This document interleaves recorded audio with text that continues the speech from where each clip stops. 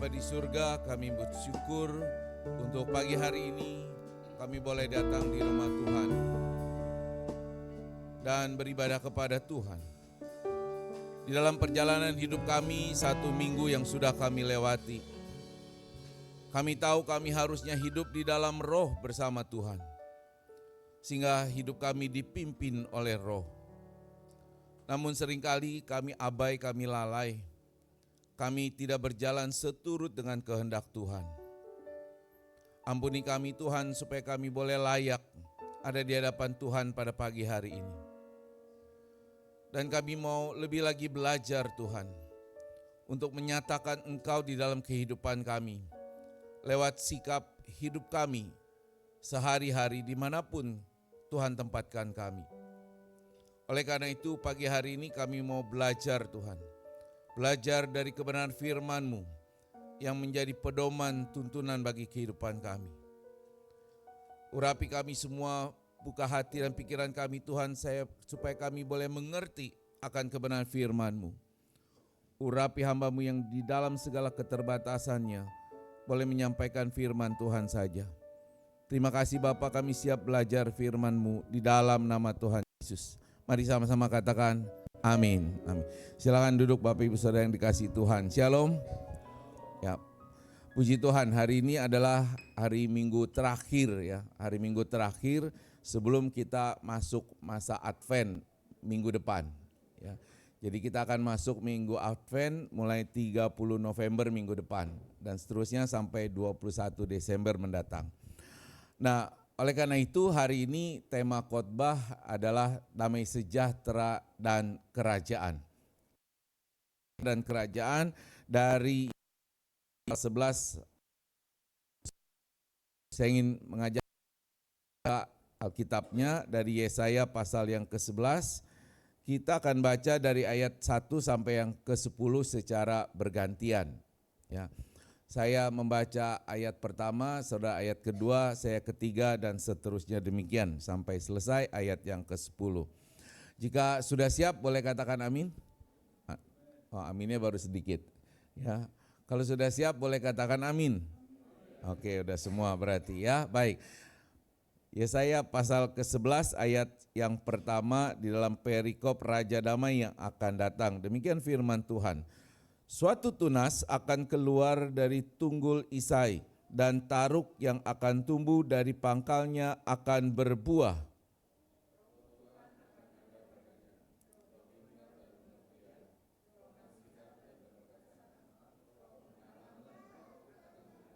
Ya, kesenangannya ialah takut akan Tuhan.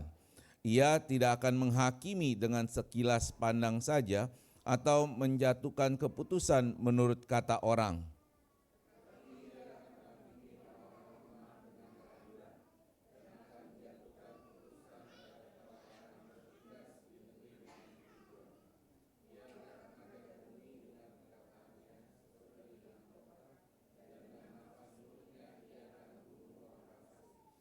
Ia tidak akan menyimpang dari kebenaran dan kesetiaan, seperti ikat pinggang tetap terikat pada pinggang.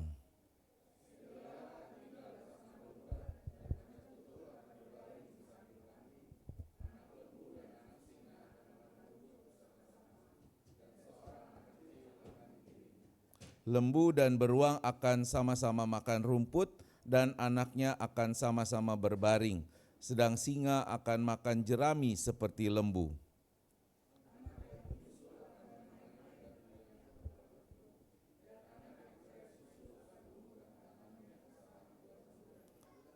Tidak ada yang akan berbuat jahat atau yang berlaku busuk di seluruh gunungku yang kudus, sebab seluruh bumi penuh dengan pengenalan akan Tuhan, seperti air laut yang menutupi dasarnya.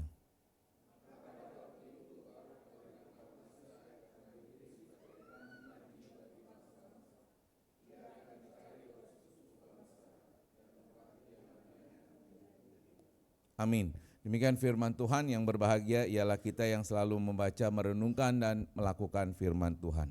Bapak Ibu Saudara yang dikasihi oleh Tuhan, Yesaya pasal 11 ayat sampai 10 ini, saya akan menjadinya menjadi 5 bagian pembahasan. Ya, 5 bagian pembahasan.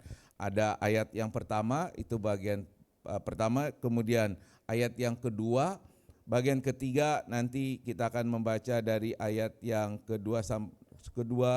ketiga sampai yang ke-6, kemudian sampai yang ke-5, kemudian 6 sampai 9 sampai 10, dan 10 itu yang menjadi bagian yang ke-5 ya. Jadi ada 5 bagian pembahasan kita pada siang hari ini. Nah, sebelum kita membahas, kita perlu memahami Bapak Ibu Saudara bahwa kitab Yesaya ini mulai dari pasal 1 sampai pasal yang ke-9 itu ditulis dalam satu konteks situasi di mana ada ancaman besar bagi bangsa Israel, kemudian bangsa Yehuda dari bangsa Asyur. Ya, kerajaan raksasa itu Asyur, kerajaan raksasa yang menaklukkan bangsa-bangsa di timur dekat atau Near East ya. Kalau sekarang ini istilahnya adalah Middle East, ya Middle East. Nah, itu ada di situ waktu zaman itu ada Bani Amon ya, ada Palestina dan seterusnya ya di negara tersebut. Nah, pada masa Yesaya, raja-raja Yehuda seperti Ahaz kemudian juga Hizkia menghadapi tekanan politik dan tekanan militer, ancaman yang sangat luar biasa pada waktu itu. Di mana bangsa Asyur kemudian menghancurkan kerajaan utara atau Israel pada tahun 722 sebelum Masehi. Kemudian Yehuda pun berada di dalam bayang-bayang kehancuran. Selain ancaman dari bangsa Asyur, secara internal pada waktu itu Yehuda juga dipenuhi oleh ketidakadilan. Ada penyembahan-penyembahan berhala dan pemimpin-pemimpin yang tidak setia. Diibaratkan bangsa itu seperti pohon yang besar yang kemudian ditebang dan tersisa hanya tunggulnya saja. Ya. Jadi kalau kita lihat tunggul pohon itu adalah bagian pangkal pohon yang habis ditebang tinggal sisa bawahnya saja. Nah, kenapa dikatakan demikian? Karena kalau kita baca di pasal yang 10 memang digambarkan bahwa Israel itu seperti pohon yang sangat besar, tapi kemudian ditebang atau dihabiskan karena bangsa Asyur dan juga perilaku mereka yang menyimpang. Dan mereka diibaratkan hanya tersisa tunggulnya saja. Ya, itu karena dosa-dosa mereka dan ketidaksetiaan mereka. Dan kalau kita memperhatikan kisah di dalam Perjanjian Lama, kita akan dapat bahwa keturunan dari Raja Daud itu gagal menjadi pemimpin yang adil dan benar seperti yang diharapkan oleh Tuhan.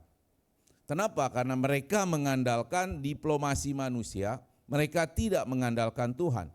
Mereka menindas yang lemah dan mengejar keuntungan pribadi. Dan kehidupan mereka itu sangat merosot secara rohani dan mereka mengejar penyembahan-penyembahan yang akhirnya menjadi penyembahan yang munafik.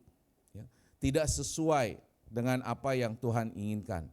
Nah, di mana diharapkan harusnya dinasti Daud itu menjadi bangsa yang besar, tapi pada masa itu hilang seperti pohon yang sudah mati.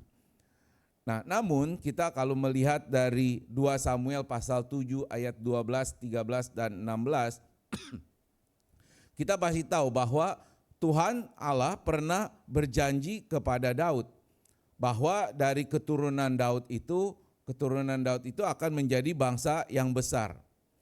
Saya bacakan buat saudara ayatnya, 2 Samuel pasal 7 ayat 12, 13 dan 16.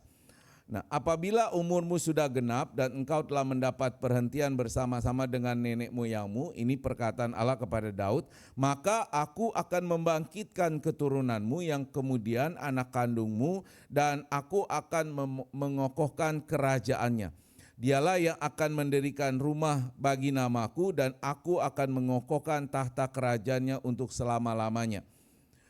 Ayat 16, keluarga dan kerajaanmu akan kokoh untuk selama-lamanya di hadapanku. Tahtamu akan kokoh untuk selama-lamanya. Nah, ini janji Allah kepada Daud. Tapi janji itu seakan-akan tinggal harapan kosong karena keturunan-keturunan Daud itu semuanya adalah raja-raja yang gagal. Nah, namun di balik semua situasi yang kayaknya tidak ada harapan itu, di tengah situasi yang penuh dengan kegelapan dan kehancuran itu, kita perlu memahami bahwa janji Allah adalah janji Allah yang tetap setia, yang tidak bisa digagalkan oleh situasi apapun. Nah, ini pesan penting dari Nabi Yesaya juga buat kita, Bapak Ibu Saudara. Kalau Tuhan Allah berjanji memelihara kita, maka situasi apapun tidak akan pernah menggagalkan rencananya. Amin. Ya. Kalau Tuhan berkata, aku menyertai engkau, maka apapun situasinya tetap Tuhan akan menyertai kita. Ya, situasi, kondisi, lingkungan tidak akan menggagalkan rencana Allah atas diri kita. Nah, oleh karena itu di tengah-tengah kegelapan itu muncullah Nabi Yesaya yang membawa nubuat pengharapan, ya, nubuat pengharapan. Nah, apa sih yang nubuat yang Yesaya sampaikan? Di ayat 1 saya baca ulang buat saudara, ya. Suatu tunas akan keluar dari tunggul Isai, dan taruk yang akan tumbuh dari pangkalnya akan berbuah. Ini di ayat 1. Nah, ini sangat penting Bapak Ibu Saudara, ya, istilah tunggul Isai, ya, tunggul itu kan tadi saudara udah lihat, ya, itu adalah sisa pohon setelah ditebang, tinggal pangkalnya aja, dan itu kalau lama-kelamaan udah pasti akan jadi busuk dan kemudian mati. Nah, istilah tunggul Isai itu kalau kita renungkan, Isai itu kan adalah raja, ayahnya Raja Daud, ya, ayahnya Raja Daud yang merupakan orang yang tidak ternama, orang yang sederhana dari Bethlehem. Dia bukan tokoh yang besar, dia bukan raja, dia hanya seorang petani, ya, seorang gembala. Hidupnya penuh kerendahan, jauh dari kemegahan istana, itu Isai. Alkitab menggambarkan bahwa Isai ini seorang yang benar, seorang yang takut akan Tuhan. Dan dari keluarga kecil itulah, dari keluarga Isai yang sangat sederhana itulah Tuhan memilih rencana besarnya untuk manusia. Nah, dengan menyebut Isai bukan Daud, kita perhatikan, ya, bukan Isai, bukan Daud, ya, tapi Isai. Padahal kita tahu, ya, bahwa Daud itu mestinya lebih hebat dari Isai karena dia sudah jadi raja. Nah, di sini Yesaya ingin menekankan bahwa kerendahan dan bukan kemegahan kerajaan itulah yang akan menjadi rencana Allah. Jadi rencana Tuhan itu bukan berasal dari hal-hal yang besar, tapi dari hal-hal yang sederhana. Jadi tunggul Isai itu mengambangkan bahwa dinasti Daud yang sudah hancur dan tidak berkuasa lagi itu, tidak ada raja yang muncul, harapannya seolah-olah mati, tetapi dari tunggul itu akan muncul tunas, ya, simbol kehidupan yang baru. Yang kecil kelihatannya rapuh tapi penuh dengan harapan. Tapi semua itu tidak berasal dari satu kekuasaan kerajaan, tapi berasal dari satu hal yang sederhana, Bapak Ibu Saudara, ya.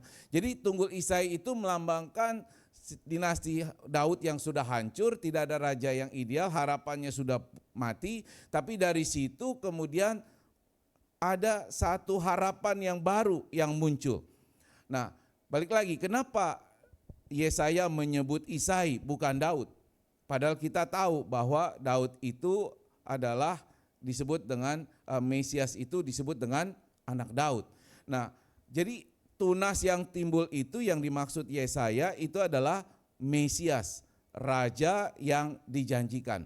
Nah, ini satu pengharapan di tengah situasi yang gelap, situasi yang tidak menentu pada waktu itu, situasi yang sudah mati, yang tidak ada lagi harapan, muncul satu tunas, ya. Ini adalah nubuatan tentang hadirnya Mesias, raja yang dijanjikan.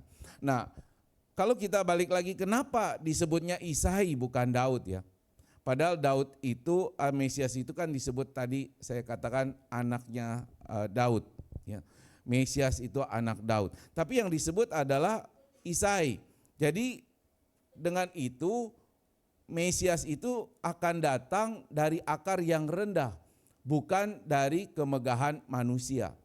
Nah, sehingga dengan demikian kita paham kenapa Yesus dilahirkan di kandang domba, ya, dalam kesederhanaan, karena ini adalah penggenapan dari nubuatan Nabi Yesaya.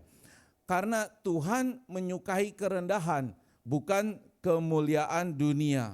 Dan pemulihan yang Tuhan janjikan itu tidak dimulai dari kekuatan kekaisaran, tetapi dari kesederhanaan.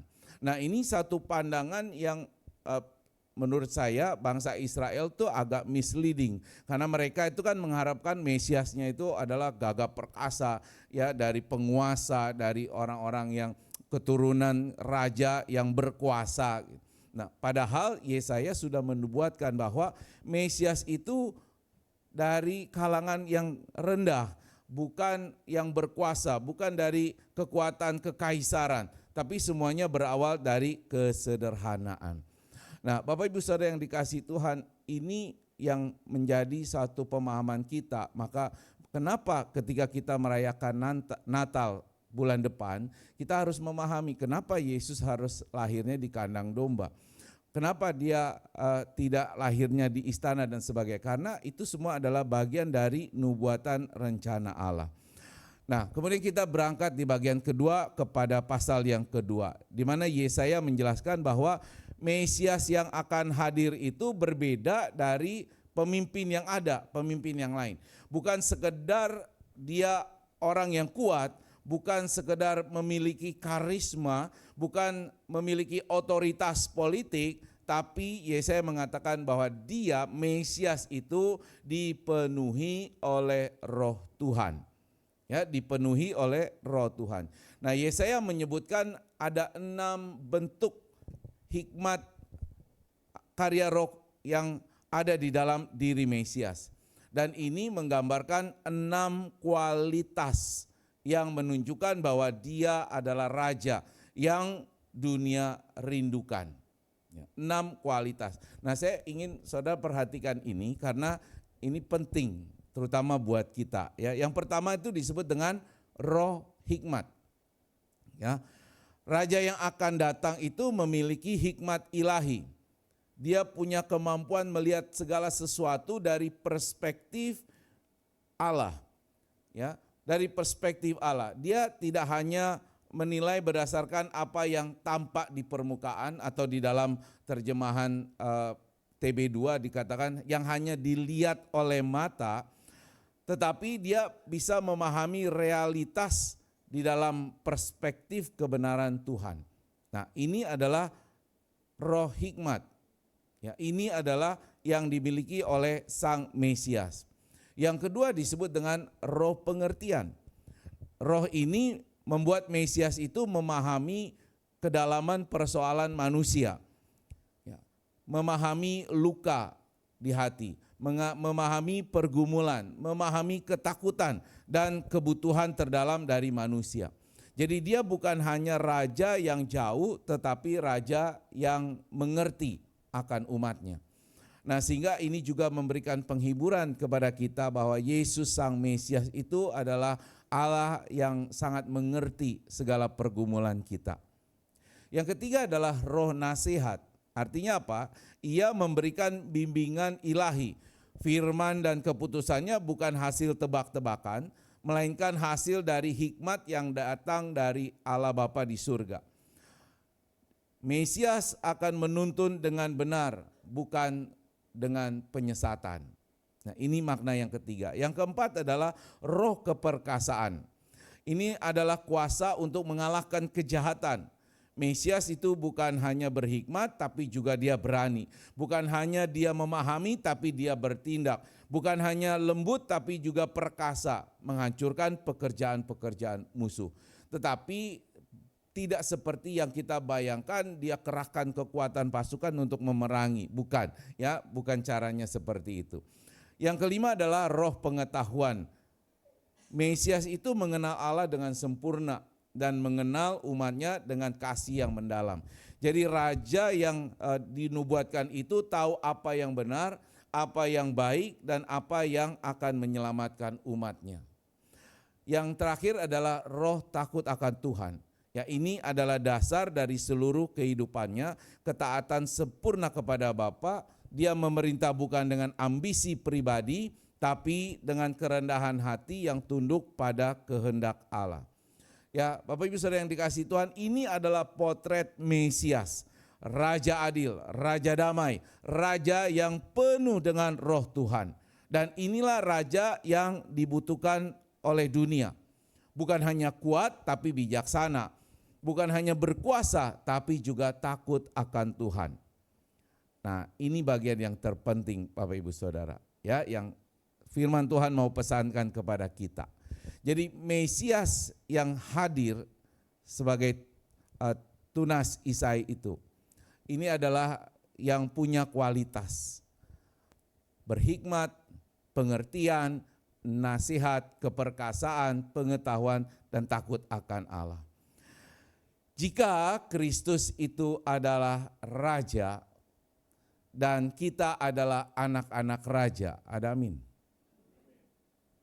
Aminnya enggak meyakinkan. Kristus itu adalah raja kita, amin. Dan kita adalah anak-anak raja, amin. Jadi kalau Kristus raja kita itu dipenuhi oleh roh, maka kita yang adalah anak-anaknya, kita yang mengikuti dia, maka kita dipanggil untuk hidup dipenuhi oleh roh yang sama. Ya, pelan-pelan nih saya ngomongnya. Jadi kalau Kristus Sang Mesias itu adalah raja yang dipenuhi oleh roh Tuhan, maka kita sebagai anak-anaknya, sebagai pengikut Kristus, maka kita juga harus dipenuhi oleh roh yang sama. Dunia hari ini membutuhkan anak-anak Tuhan, orang-orang Kristen yang berhikmat. Berhikmat di dalam perilakunya, dalam keputusannya sehari-hari. Di dalam melakukan apapun aktivitasnya, termasuk di dalam pekerjaannya. Dunia hari ini membutuhkan orang-orang Kristen yang berpengertian di dalam keluarganya, mampu mendengar, memahami, dan penuh dengan kasih.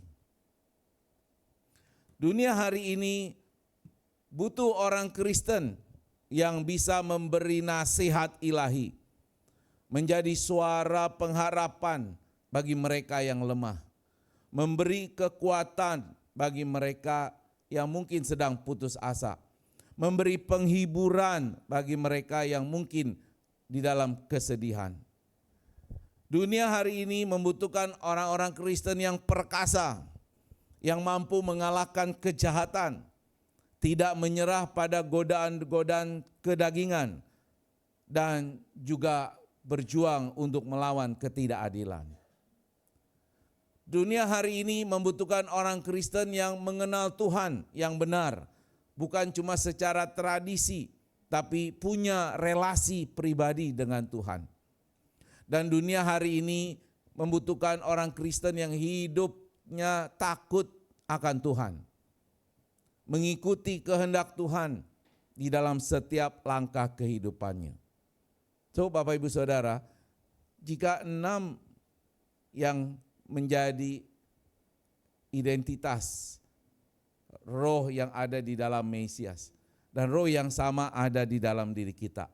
Jadi harusnya ini menjadi ukuran kualitas kita sebagai anak-anak Tuhan. Sekali lagi, ya, ini harusnya menjadi ukuran kualitas kita sebagai anak-anak Tuhan. Nah, pertanyaannya, apakah kita sudah cukup berkualitas seperti Tuhan?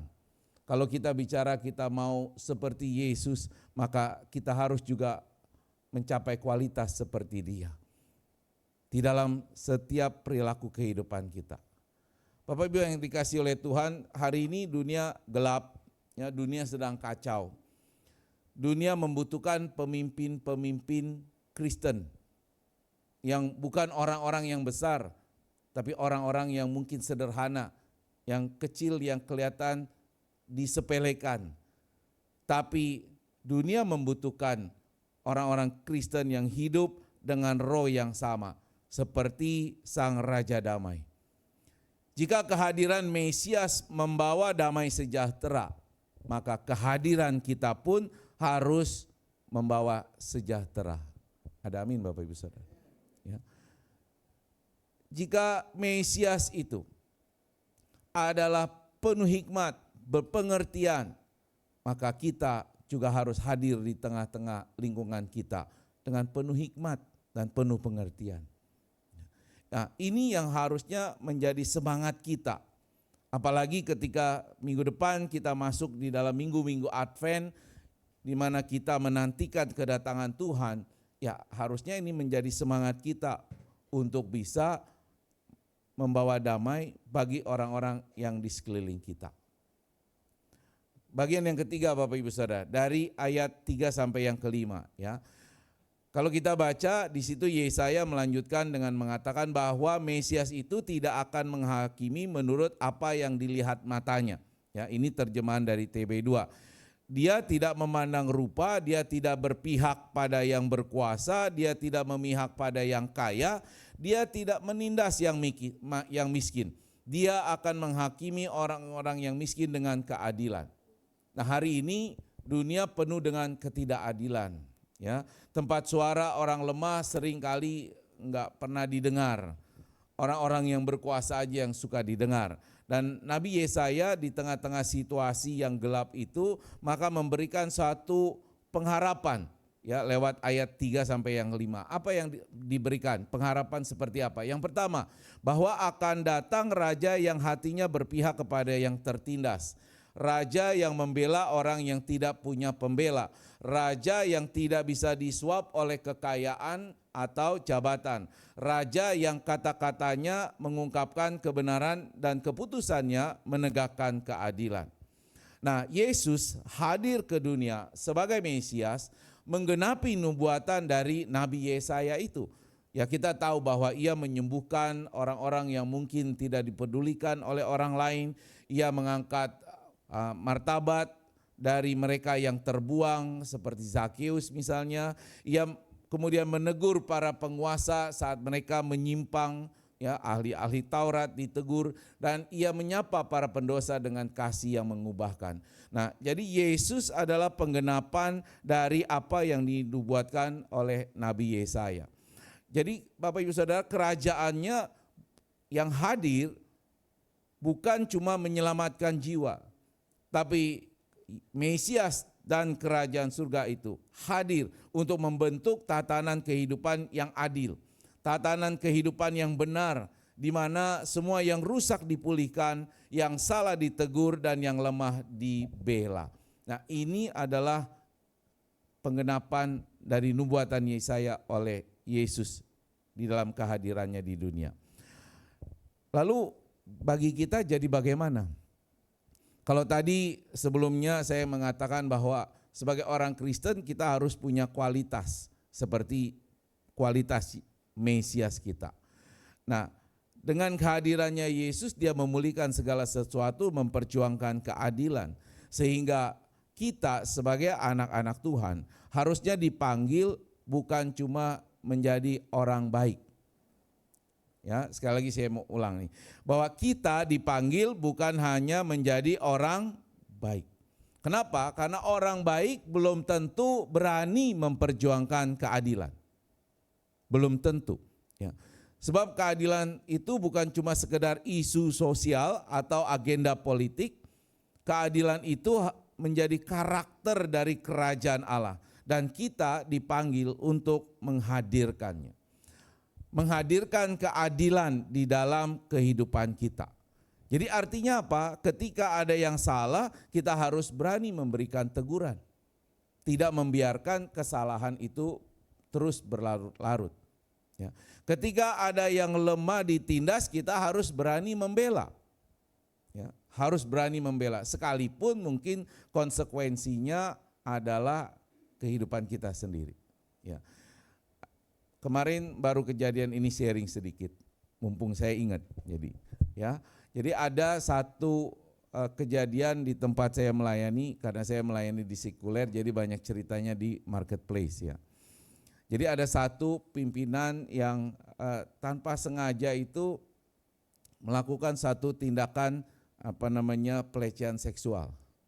Wah, tapi sebenarnya tidak secara langsung.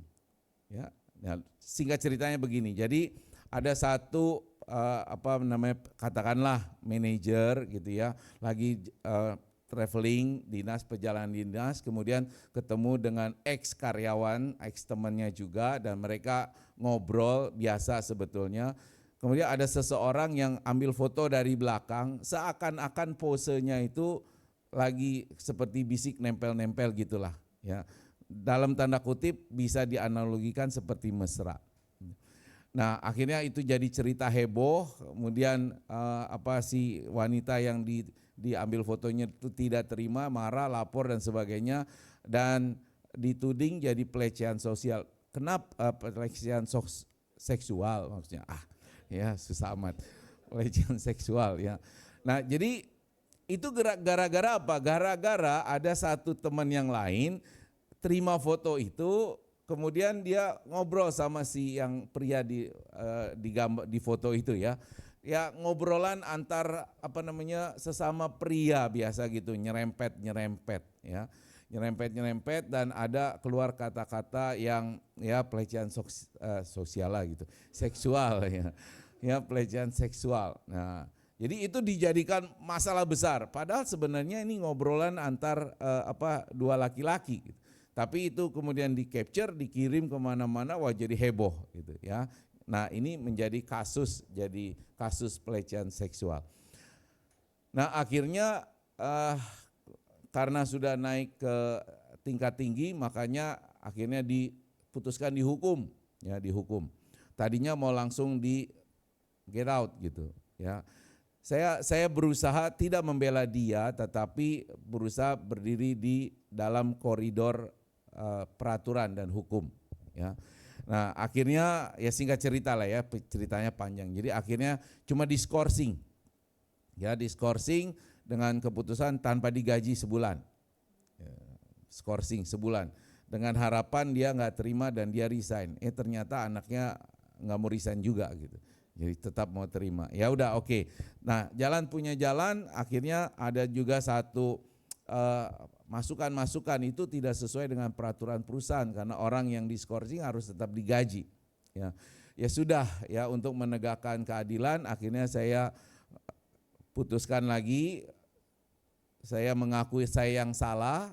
Padahal itu juga bukan keputusan, tapi nggak apa-apa, ngaku salah bahwa dia skorsing tanpa digaji dan perjuangan lagi untuk akhirnya tetap digaji.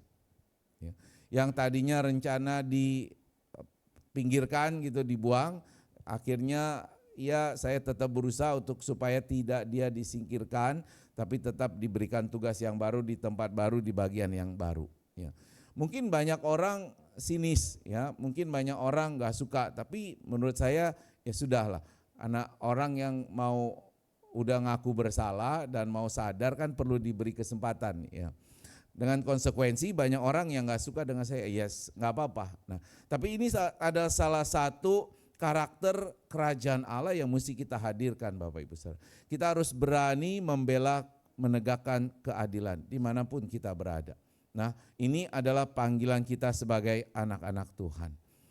Oke, bagian yang berikutnya dari ayat 6 sampai 9. Nanti kalau saudara baca lagi pelan-pelan, saudara akan melihat bahwa di situ Yesaya membawa kita masuk ke dalam suatu penggambaran yang sangat menakjubkan. Bahkan di dalam seluruh Alkitab itu ini gambaran yang sangat menakjubkan. Kenapa dikatakan sangat menakjubkan? Saudara sambil membayangkan, saya baca lagi pelan-pelan. Serigala akan tinggal bersama domba. Harusnya kan serigala pasti makan si domba itu, tapi ini tinggal bersama. Dan macan tutul berbaring di samping kambing, nggak mungkin. Kalau ada kambing, macan tutul pasti makan itu, nggak mungkin berbaring di samping. Anak lembu dan anak singa akan makan rumput bersama-sama. Ya, anak singa makan rumput ya, luar biasa. Ini ada satu transformasi yang hebat ini. Dan seorang anak kecil akan menggiringnya. Lembu dan beruang akan sama-sama makan rumput. biasanya lembu pasti diserang oleh beruang.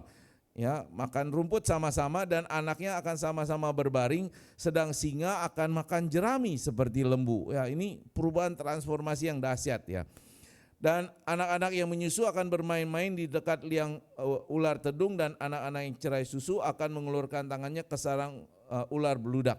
Jadi di situ digambarkan bahwa ada shalom. Ya, suatu penggambaran yang ada shalom. Tadi Bu Emi bilang apa ya shalomnya? Hidupnya tentram, nyaman, damai gitu ya. Nah, kalau kita mau melihat dari apa yang digambarkan oleh Yesaya ini, bahwa shalom itu adalah pemulihan total. Ya, pemulihan total seluruh ciptaan Allah selaras dengan kehendak Allah. Jadi ada satu transformasi yang terjadi. Yang buas tidak lagi mengancam. Yang lemah tidak lagi menjadi takut.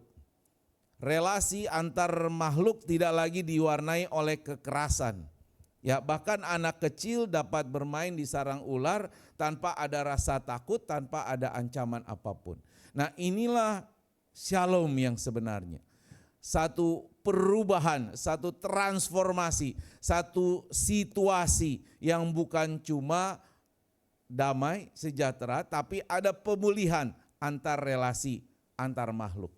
Jadi shalom itu bukan hanya sekedar tanpa peperangan, bukan cuma sekedar suasana tenang atau hati yang nyaman, tapi shalom itu justru adalah pemulihan total. Dan ini adalah visi Allah tentang masa ketika Yesus Sang Raja Damai itu akan memerintah sepenuhnya. Akan tercipta dunia di mana kejahatan dikalahkan, ketakutan dilenyapkan, dan setiap makhluk hidup itu harus hidup berdampingan secara harmonis. Dan inilah damai sejahtera Allah, shalom yang akan menyentuh seluruh ciptaan Allah di muka bumi ini. Kalau begitu, apa panggilan kita sebagai anak-anak Allah, sebagai murid-murid Kristus? Kita harus membawa damai, menghadirkan kerajaan Allah, kita membawa shalom, damai itu. Ya. Kita membawa shalom di rumah kita, dengan cara kita berbicara, dengan kita memberi teladan, memberi pengampunan, dan memberi respon yang terbaik. Dimulai di gereja kita. Kita saling menghargai perbedaan, kita tidak memperbesar luka atau saling melukai, dan kita harus merawat kesatuan tubuh Kristus. Shalom itu harus terjadi di pekerjaan kita. Tidak menyebarkan gosip, tidak membalas kejahatan dengan kejahatan, menjadi pribadi yang tenang, sabar, dan membawa kelegaan. Kita harus membawa shalom itu di tengah-tengah masyarakat. Kita harus menjadi agen kebaikan. Bukan bagian dari kerusakan moral dan kekerasan sosial. Inilah tugas panggilan kita, Bapak Ibu Saudara. Menghadirkan kerajaan Allah, menghadirkan damai di tengah-tengah dunia. Dan ketika kita hadir membawa damai, menghadirkan kerajaan Allah, maka aroma kerajaan Allah itu bisa dinikmati oleh orang-orang di sekeliling kita. Mereka mungkin gak pernah baca Alkitab, apalagi kitab Yesaya, tapi mereka bisa membaca damai itu lewat kehidupan kita, lewat perilaku kita. Shalom tidak dimulai ketika dunia berubah, Bapak Ibu Saudara. Shalom itu dimulai ketika jemaat Tuhan berubah. Jadi untuk menghadirkan shalom kita harus sendiri mau diubahkan oleh Tuhan. Sehingga lewat hidupmu maka orang mengatakan aku bisa merasakan Kristus. Amin. Ini penting ya. lewat hidupmu aku bisa merasakan damai Kristus. Ketika orang sudah bisa mengatakan itu kepada kita, maka bersyukur berarti kita sudah membawa shalom, menghadirkan kerajaan Allah di muka bumi. Jadi hari ini tugas penting kita adalah bagaimana kita menghadirkan kerajaan Allah di rumah, di tempat kita kerja, dimanapun kita berada. Ya. Amin Bapak Ibu Saudara. Bagian yang terakhir ya, bagian yang kelima. Jadi setelah menggambarkan damai sejahtera yang meliputi ciptaan tadi, Yesaya kemudian menutup visinya itu dengan sebuah deklarasi agung. Ya, deklarasi agung. Saya bacakan lagi buat saudara. Taruk dari pangkal Isai, yaitu Mesias yang dijanjikan, akan berdiri sebagai panji-panji bagi bangsa-bangsa. Nah, dalam dunia kuno, kalau saudara suka nonton film perang Cina ya, pernah ya. Kalau perang Cina itu kan bawa bendera tuh ya. Nah itu bawa panji-panji. Nah itu adalah lambang kemenangan, menjadi satu pusat arah, tanda untuk mengumpulkan pasukan dimanapun yang mungkin dalam peperangan itu tercerai-berai. Jadi panji-panji itu menjadi satu simbol. Ya, jadi kalau film perang Cina itu panji-panjinya dirobohkan berarti udah kalah. Ya, panji ditegakkan itu jadi kemenangan dan itu menjadi sentral untuk orang-orang atau prajurit-prajurit itu berkumpul. Jadi panji itu bukan sekedar kain yang berkibar tapi adalah satu simbol identitas.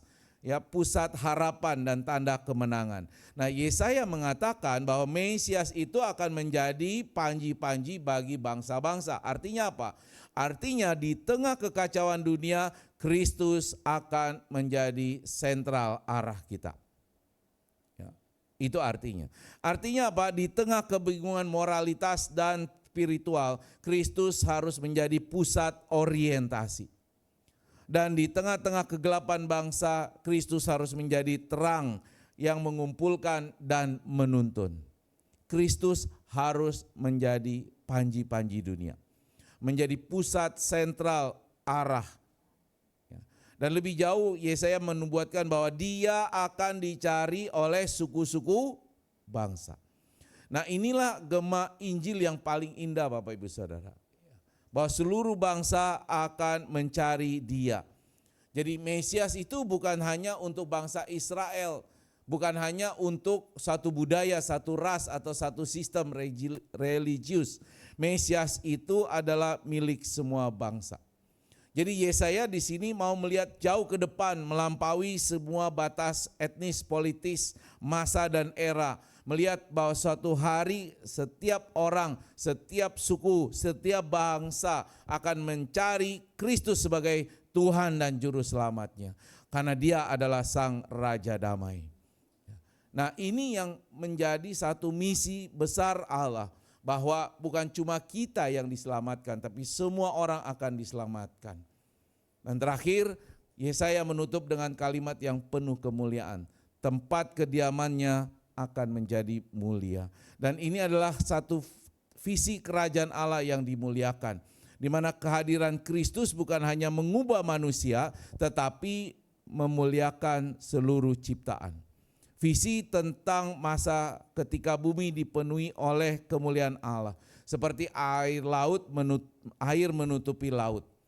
Visi ketika segala bangsa bukan dipaksa, tapi mereka dengan kesadaran ditarik oleh cahaya kemuliaan Kristus. Dan ini adalah Injil Kerajaan. Kristus ditinggikan, bangsa-bangsa datang, dan seluruh bumi akan dipenuhi oleh kemuliaan Allah. Amin. Jangan cuma amin. Ya. Tapi yang penting adalah bagaimana kita mengaplikasikannya di dalam kehidupan kita. Ya. Bagaimana aplikasinya? Dia harus jadi pusat kehidupan kita Bapak Ibu Saudara.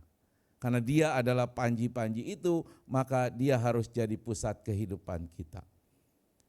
Ketika kita melayani, kita melakukan apapun bukan karena ambisi. Bukan karena kekuasaan politik. Bukan cuma identitas duniawi kita. Tapi kita harus menatap menata hidup kita dengan berpusat kepada Kristus supaya Kristus ditinggikan. Amin. Kita dipanggil menjadi umat misi. Ini yang penting.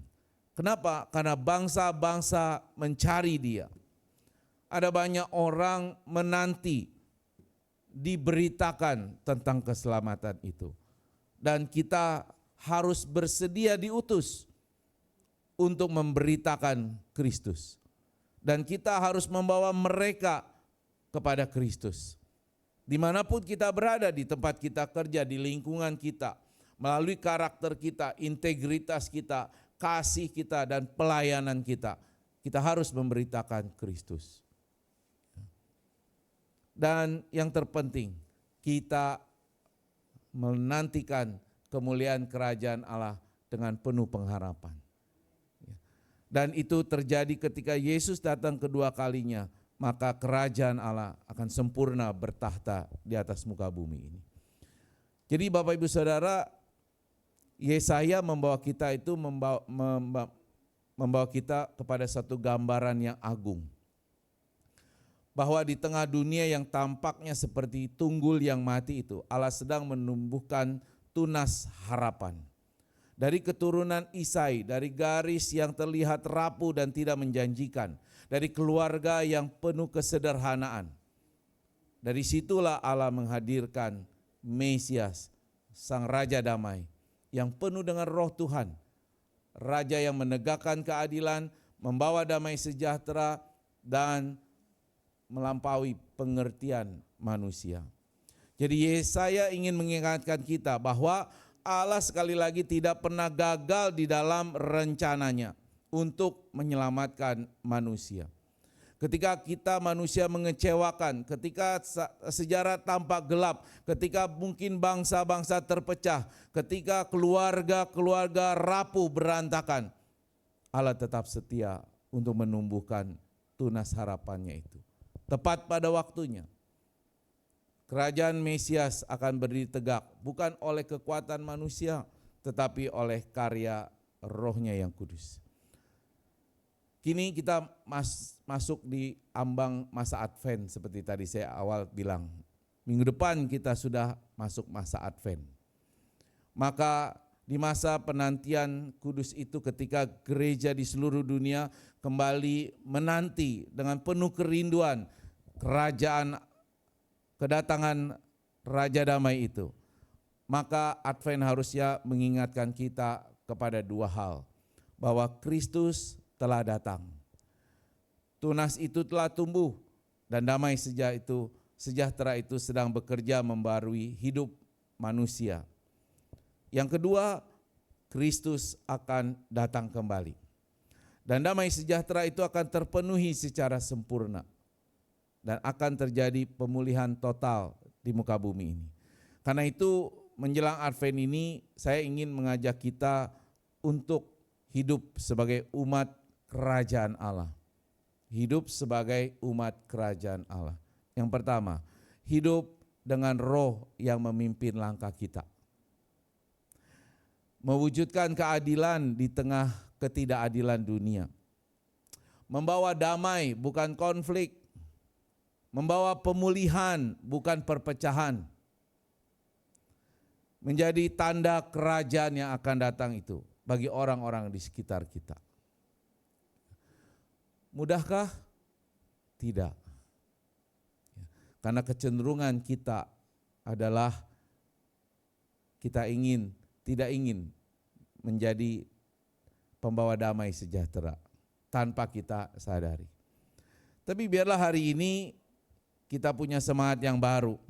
Menyambut Advent bukan cuma dengan lilin yang minggu depan ada 4 itu. Bukan cuma dengan lagu-lagu yang bisa menggugah hati kita, membuat kita meneteskan air mata. Tapi dengan hidup yang bisa menghasilkan buah kerajaan itu, yaitu damai sejahtera. Karena kerajaan Allah adalah damai sejahtera. Ketika ada damai sejahtera, maka di situ kerajaan Allah kita hadirkan. Maka mari kita menjadi umat yang menantikan Kristus bukan dengan pasif tapi dengan aktif menghadirkan damai sejahtera itu. Di rumah kita, di gereja kita, di tempat kita bekerja, di tempat kita melayani, dimanapun. Ingat bahwa roh Tuhan ada bersama dengan kita, amin. Dan roh Tuhan itu sedang bekerja dan membuat kita menjadi anak-anak yang hidup di dalam roh, sehingga pada akhirnya dunia boleh memuliakan Mesias, Raja kita, Raja damai, Allah yang kekal. Amin. Mari kita berdoa. Mari sejenak Bapak Ibu Saudara, kita meresapi apa yang firman Tuhan sudah katakan hari ini.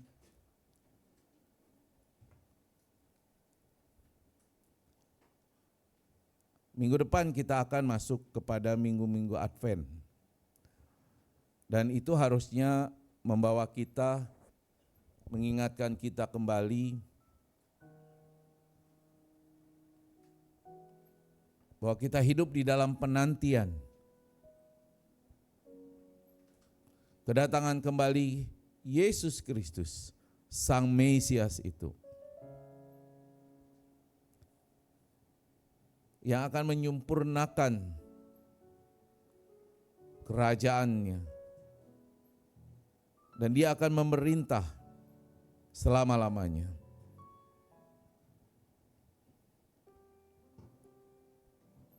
Dan kerajaan itu akan memberikan damai sejahtera. Dan kita sebagai anak-anak kerajaan, maka kita punya panggilan untuk hidup sebagai umat kerajaan yang hidup dengan roh, di dalam roh, yang hidupnya dipimpin oleh roh.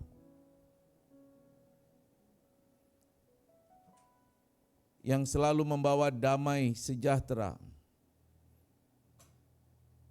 memberikan pengharapan, sukacita, dan juga kasih di dalam kehidupan kita sehari-hari.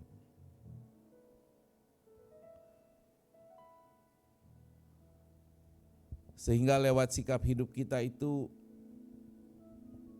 orang bisa melihat damai Kristus, sehingga Kristus boleh menjadi pusat perhatian, sentral, dan semua bangsa akan datang kepada Dia. Secara pribadi, 1 menit silakan saudara berdoa.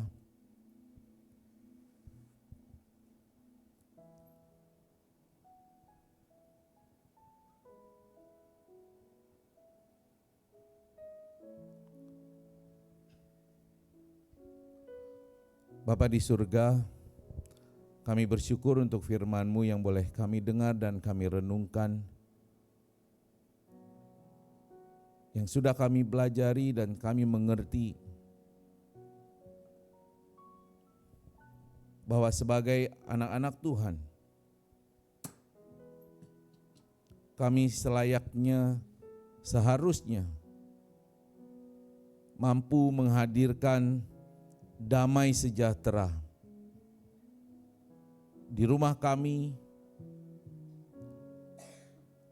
di gereja kami ini Tuhan, di tempat kami bekerja, bahkan di tengah-tengah lingkungan masyarakat. Sebagai umat Tuhan, kami harus menghadirkan damai itu,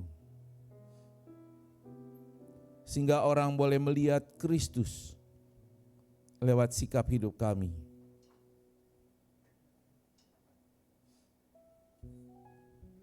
Mampukan kami ya Bapa, supaya kami sungguh-sungguh boleh memahami akan makna masa-masa Advent yang akan kami jalani minggu depan.